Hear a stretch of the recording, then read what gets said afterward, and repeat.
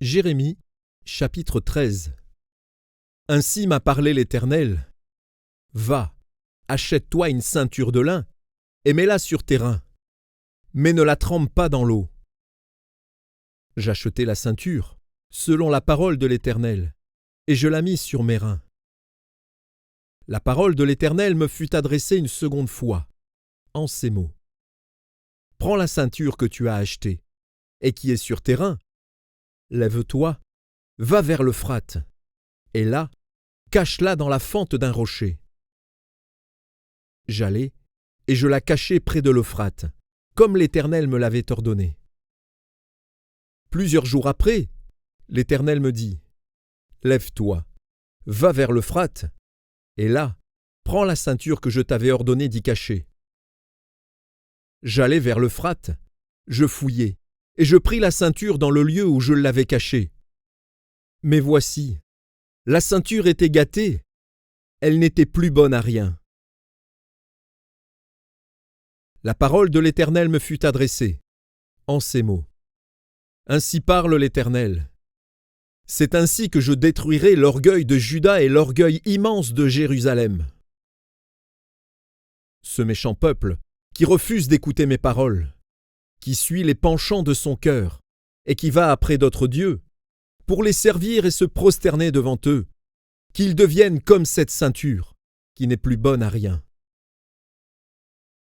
Car comme on attache la ceinture au rein d'un homme, ainsi je m'étais attaché toute la maison d'Israël et toute la maison de Juda, dit l'Éternel, afin qu'elles fussent mon peuple, mon nom, ma louange et ma gloire. Mais ils ne m'ont point écouté. Tu leur diras cette parole. Ainsi parle l'Éternel, le Dieu d'Israël. Tous les vases seront remplis de vin. Et ils te diront, ne savons-nous pas que tous les vases seront remplis de vin? Alors dis-leur, ainsi parle l'Éternel. Voici, je remplirai tous les habitants de ce pays, les rois qui sont assis sur le trône de David, les sacrificateurs, les prophètes, et tous les habitants de Jérusalem, je les remplirai d'ivresse. Je les briserai les uns contre les autres, les pères et les fils ensemble, dit l'Éternel.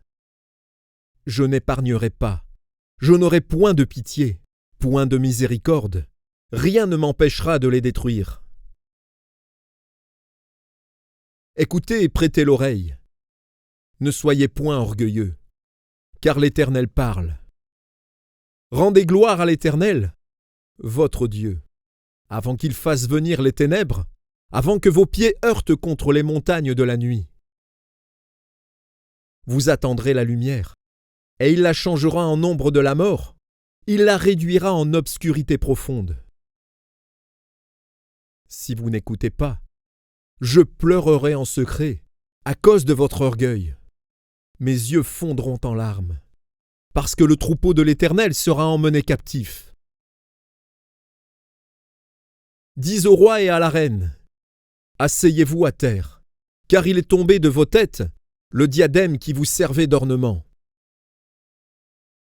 Les villes du Midi sont fermées, il n'y a personne pour ouvrir. Tout Juda est emmené captif. Il est emmené tout entier captif. Lève tes yeux et regarde ceux qui viennent du septentrion. Où est le troupeau qui t'avait été donné, le troupeau qui faisait ta gloire? Que diras-tu de ceux qu'ils te châtillent? C'est toi-même qui leur as appris à te traiter en maître. Les douleurs ne te saisiront-elles pas, comme elles saisissent une femme en travail? Si tu dis en ton cœur, pourquoi cela m'arrive-t-il? C'est à cause de la multitude de tes iniquités que les pans de tes habits sont relevés, que les talons sont violemment mis à nu. Un Éthiopien peut-il changer sa peau et un léopard ses taches? De même, pourriez-vous faire le bien, vous qui êtes accoutumés à faire le mal? Je les disperserai, comme la paille emportée par le vent du désert.